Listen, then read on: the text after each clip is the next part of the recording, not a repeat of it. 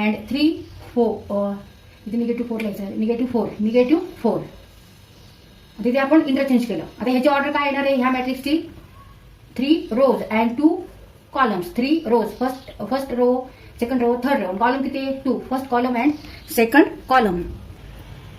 3 rows, first row, second row, third row and 2 columns, first column and second column.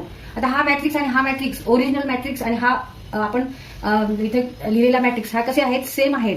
त्याच्यात कॉलमचे जे elements आहेत ते same आहे, -1 2 3, -1 2 3. Second कॉलमचे elements -5 0, -4, -5 0, -4 आणि ऑर्डर 3/2 अँड 3/2. ह्यावरून आपण काय लिहू शकतो, A equal to transpose of matrix A. Therefore, matrix A equal to transpose of matrix A.